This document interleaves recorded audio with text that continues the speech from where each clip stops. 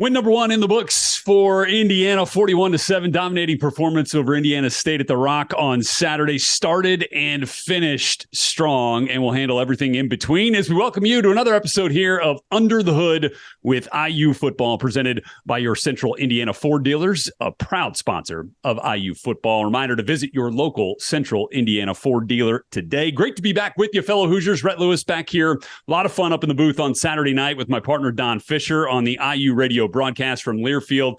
No shortage of highlights, and that is for sure. Both sides of the ball, which of course happens when you put up 558 yards of total offense and keep the opposition to under 100 from a defensive perspective. And more specifically on offense, great command and poise from the quarterback position. 3 skill position players go for over 100 total yards. Solid day by the offensive line and plenty of positivity now heading into week 3. And now it's our pleasure to welcome in one of the architects of the Indiana attack each and every week. Indiana offensive coordinator and QB coach Walt Bell is gracious enough to give us a few minutes of his time here. Coach, a lot of fun on Saturday night. Appreciate you giving us a few minutes here to look back on what we saw at the Rock. Yeah, absolutely, brother. No, it was a good night, and came out of it relatively healthy, came out of it with a win, so everything's good. No question about it. And, look, obviously production was excellent, right? I mean, you saw that, in the box score, but when you get beyond that and you're able to kind of sit down and separate yourself from the game, take a look at it, right, and watch the tape. Are there other things that kind of further impressed you about the overall offensive effort on Saturday? I thought the ball distribution was really good. I think, so many people think of balance as run to pass. I think of balance as every player on the field, has a chance to hurt you, and so tight ends got 6 or 7 balls. We got running pass production out of the running backs. We had multiple receivers catch balls, and so whether it was the field, whether it was the boundary, I just thought from a ball distribution standpoint, we were really balanced. When we had to run the ball, we could run the ball. When we had to throw the ball, we threw the ball relatively well. I thought third downs, especially with 2 young quarterbacks, to be 12 of 16 on third down. 12 of 16 on third down versus air with young quarterbacks, pretty hard to do sometimes. But no, we had a good plan. Coach Bostad, Coach Tuck, Coach Wright, Coach Johnson, our offensive staff did a phenomenal job getting those guys ready to play. And so, but we got another big one coming this week. No doubt about it. And when you're sitting up there in the booth, Coach, and you got your coaches up there with you, how would you kind of describe the feeling when you go down and you score touchdowns on your first 3 possessions? Obviously, that's the goal on every drive, but to get that done in the way that you were rolling there offensively, what's that feeling like from a play caller perspective? Well, it just makes it worse when you don't score on the 4th one when we should have scored on the 4th one. True. It makes it worse when you don't score on the 5th one when we should have scored on the 5th one. So, I've never, I don't necessarily want to say my glass is half empty, but, that's kind of the expectation. Every time you don't score, it's a disappointment, and so there's nothing worse than hearing, the 4-letter word of punt. Mm-hmm. And so, but no, it was nice to see our kids have success, have a good start.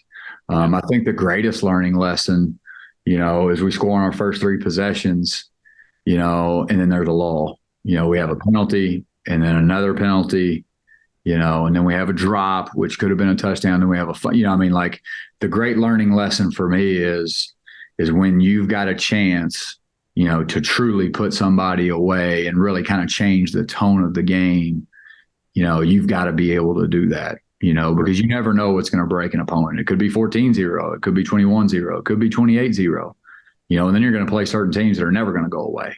And it's never enough, but just I thought for us, we kind of had a lull there in the second quarter, where, ideally it's 35 and everybody feels great. But all of a sudden it's a, 2.5 possession game, and coming out of halftime, there's a lot more pressure. Are there things you do as a play caller to try and, get things back on track? Are there things you can fall back on to try to get things back to even where then you can kind of start to stack good plays, on top of one another? Yeah, I think, the easy answer is the ability to run the football. Yeah. To me, it's, hey, can we get a 4-yard play here? Number one is, do you have the ability to run the ball? And sometimes, defenses dictate that from a number count, from a, They're going to have more people in there than you are. And then second, and probably more, I wouldn't say more important, the ability to run the balls anytime can get you out of a bad spot. But, just thinking players and not plays. How can we get this ball to this guy?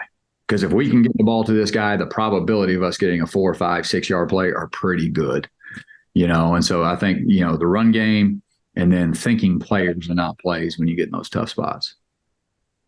And we'll get to some of those players here in a second. But obviously, Coach Allen today, made the announcement that Taven is going to be the starter at quarterback moving forward. And like I thought both guys really showed nice command and poise, moving the ball up and down the field at times. Obviously, the start with Taven was hot and it was a lot of fun to watch. What did you come away with most impressed with how he performed really in his first starting experience as a collegiate football player, under the lights? Yeah, well, before I start on Taven, I probably need to preface it with the fact that both of these guys are really good players. Yeah. And obviously you never want to heap a level of praise that they can't live up to, but it would not surprise me that in 3 or 4 years, if both of them, don't have a chance to play at another level of football. I've been really fortunate to be around some really good players at the quarterback position. To be as young as they are, there's a physical amount of talent there that's pretty special. Specifically to Taven, did a really nice job. Really only one, bad miss on the whole day. We kind of had a post over open early in the game. Now we ended up capitalized later, but we had EJ open on a post over and didn't connect dots. But he played a pretty clean football game. Really when you take, I believe he had 48 plays. There's really one poor choice, and it was a run game decision down tight, which if you're playing a much more competitive game could have really hurt you. But really, if you're saying, hey, look, at 48 plays with a guy that young, there's, one critical error, that's pretty good football, and then I think at one point in the game, Taven was like 10 of 11 and Brennan was like 8 of 9. Yeah.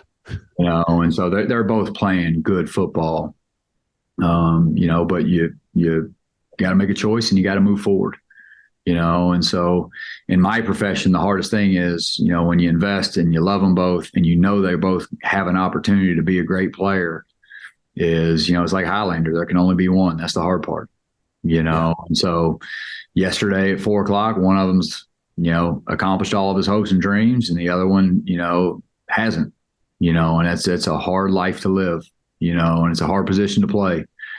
And so I've got, a lot of admiration for Taven doing what he needed to do to win the job. But I also have, a large part of me really hurts for Brendan because he's also a really good football player.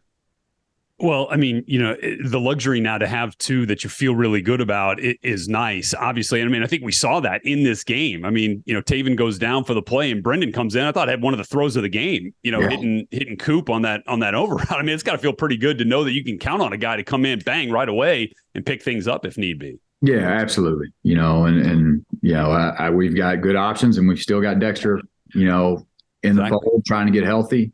And I think Brock Lowry as a young guy is going to be a really good player too. So we feel pretty confident about that room. But I've coached quarterbacks long enough to know that one of them don't last for 12 games typically. Maryland, I had to play 4 one year and then had to play 5 the next.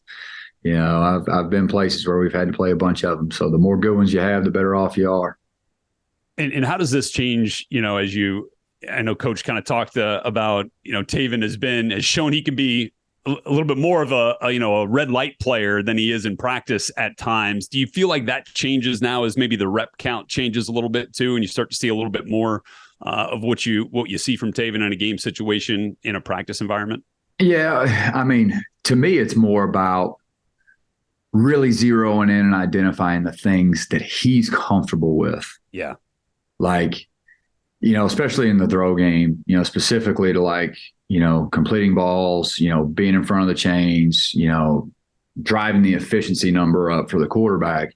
It's really, number one, what do I think he's good at? But number two, what does he think he's good at? And what does he have great comfortability with, because there may be something that, another guy likes, something that I like, but he doesn't. And so, because the number one job of quarterback coach or coordinator, whatever title it is to put the quarterback in a position to play well. Because if he plays well, typically the offense plays well. And so I think it'll be more just zeroing in on the things that not only is he good at, but the things that he has, very comfortable with, and that he has a lot of confidence in.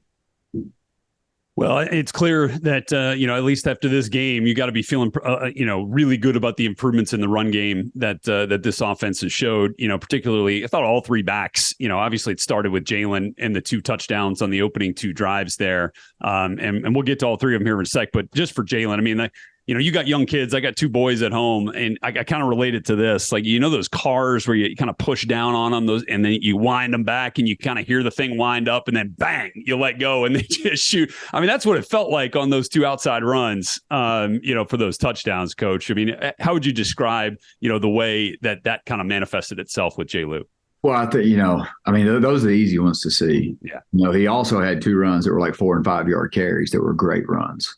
Sure. And so like developing some patience, developing when to hit a home run. Not every play has to be a home run, and then even more than that, you're starting to see like all of his hard work in the spring and the summer start to pay off in the throw game, because now he's getting, 4 or 5 perimeter touches a game, and, we're able to, little shallow cross, we're able to get him a ball, and a one-handed catch. Yeah. Each game, each week, we'll continue to expand that, and eventually he'll be a multi-purpose tool that you don't ever have to take off the field. Well, we were really impressed up in the booth with Josh Henderson as well, and Christian Turner, to be fair, just on a smaller sample size. But with Josh, Coach, man, it just feels like the way that he finishes runs and his physical nature. I mean, you watched a couple of those Indiana State defenders. I'm sure you saw it on the tape. When they got up, like they felt it after trying to tackle Josh. I mean, how does he kind of help set the tone that way for physical presence offensively? Yeah, I think the thing is he knows how to level off and finish runs. Yeah. He's a guy that 9 times out of 10 is going to be +2 at contact. He's a guy that's always going to finish vertical. I think just as important as he also is a great pass protector. Yeah. And he does catch the ball really well out of the backfield, and so even though he may not have the home run ability, like he's a great multi-purpose back. He's a great pass protector. He catches the ball well. He's very conscious, but he also can give you some oomph in the run game, Sure. And so I'm glad we have him, and the shame of the whole deal is Christian Turner's also a great player. Yeah. And so just you've seen him a little bit more limited, in the Ohio State game, had a couple great runs. He was on a little bit of a pitch count with a little bit of a health issue coming into this game, so he didn't get as many reps, but we feel pretty good about that running back room. Yeah, definitely. It was fun to watch. Christian seems to have real nice vision, especially in between the tackles where we've seen him again in, limited sample size here. Getting to the throw game here a little bit and the skill position players, Coach, I felt like, Omar Cooper, obviously deserving of being the offensive player of the game with the 100-yard performance. And we go back to, Ohio State, I think played 4 reps. And does that maybe that week 1 to week 2 kind of also describe, the improvement that we saw week 1 to week 2 for him and the production also describe the way that he has improved from year 1 to year 2 fairly dramatically? Yeah. Well, I'll say, 18 to 19 is a huge difference, and in year 1 of football to year 2 of football, huge difference. I think the next thing is it's a wonderful example of how you prepare for an opportunity, even if you don't know when it's going to come, because, we wanted to be smart with Cam Camper. He played 20, 30 snaps in the first half, kind of got him out of there. EJ Williams, had a little bit of a boo-boo, so like his number got called.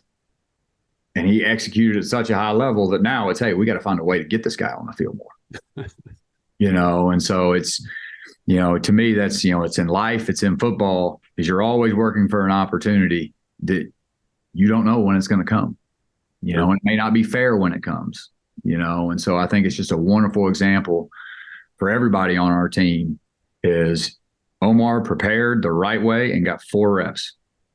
Omar prepared the right way. His number got called, had 7 catches for 101 yards. Yeah.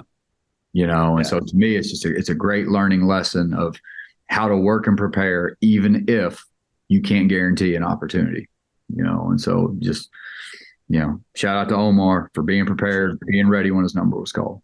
And that's got to be really rewarding for Coach Tucker as well, kind of sees that preparation on a daily basis and then to see it kind of pay off. And I'm not trying to pigeonhole anybody, any of the receivers here, but it feels like just in terms of body types and skill sets, got a bunch of the bigger body guys, right? And Cam and EJ and Donovan McCulley. And then you got some of the, the shifty guys in DQ and Cam Perry and that crew. And does it feel like Omar is kind of, maybe the total package in terms of skill set and the different things and different ways that he can make himself valuable to you? Total's very aggressive. But no, he does have the ability to play inside and outside. Yeah. And as and we've already started to do that some too, because he is sturdy. He's thick enough, where he can create an advantage, as a perimeter blocker in the slot. He's also has enough wiggle where he can win as a slot, but he's big enough, strong enough, and linear enough where he can go win outside as well. So, but no, he does, have the ability to kind of be an inside and outside guy, or best of both worlds, is, you said earlier. Yeah, there you go. That's maybe the better way to describe it there. And you mentioned the tight end group off the top. I've come away really impressed with what I've seen from Bradley Archer, and I think I've kind of known what to expect from James Bamba and Steinfeld watching him last year, but Archer in particular, seems to have really carved out a nice role for himself. And I know to get him a ball, get him a couple of balls in this one probably felt pretty good too. Yeah, he should have had a couple more. Yeah.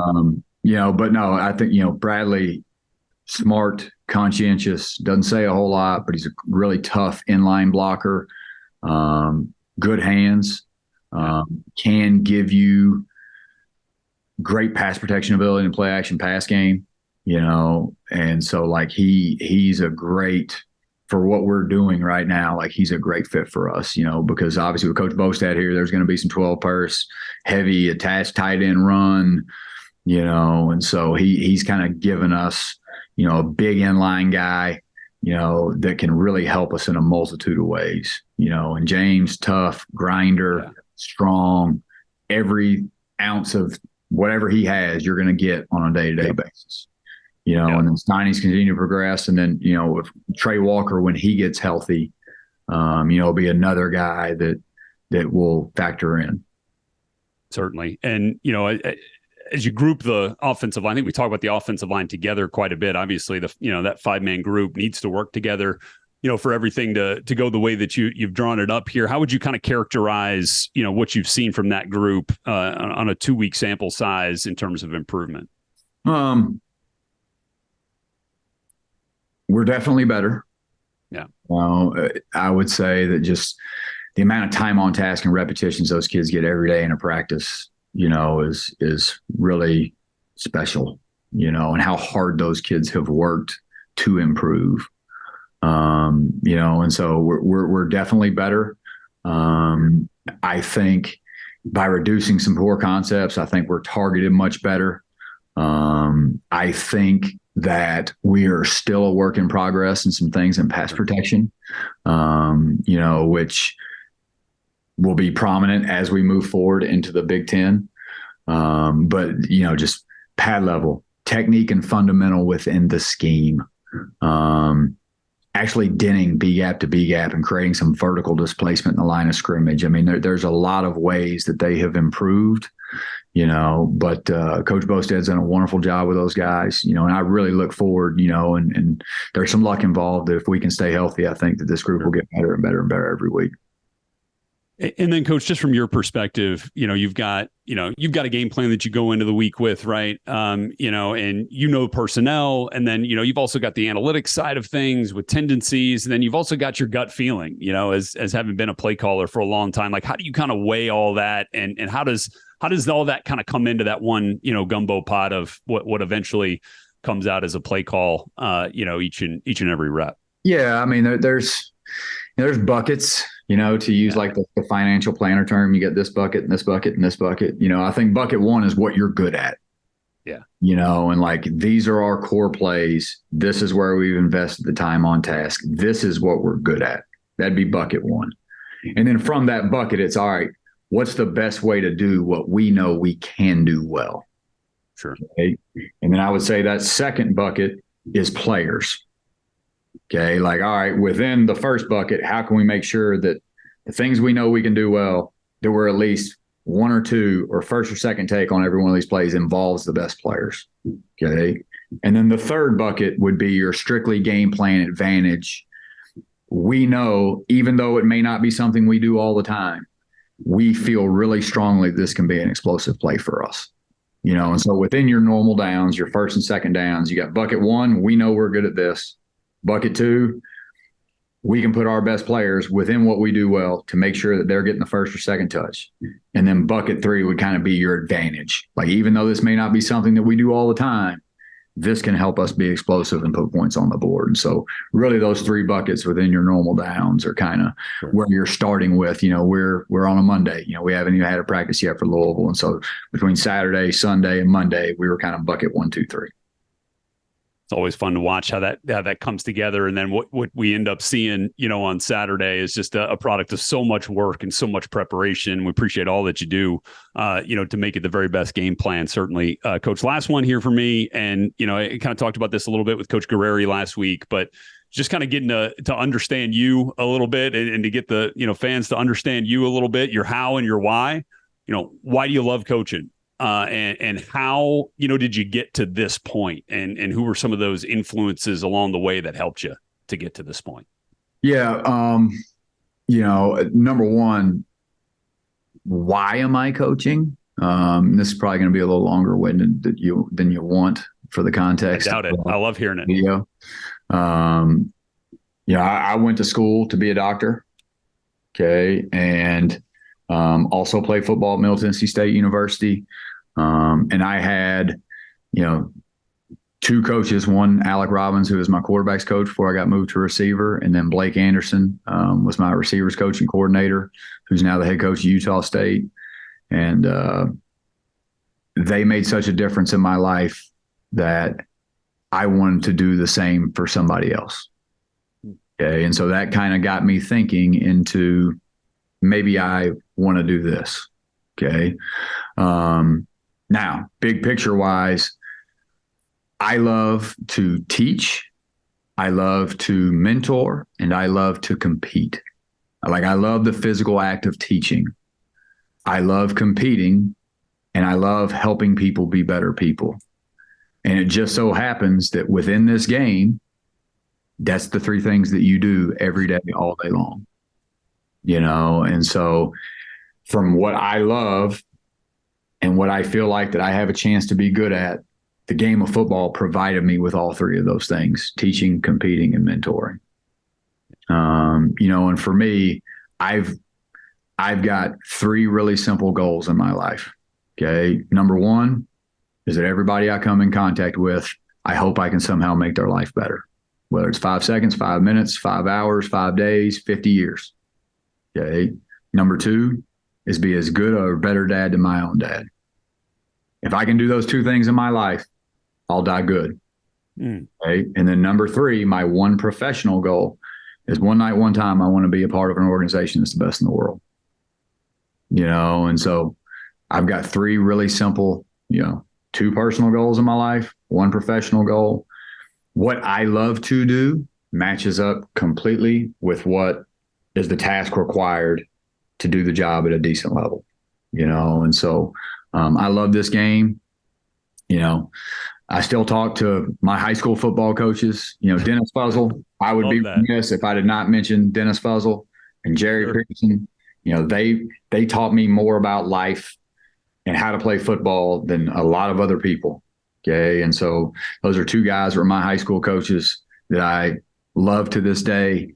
Just how many, other than my own father, every great relationship that I've ever had that actually made me a better human came through the game of football.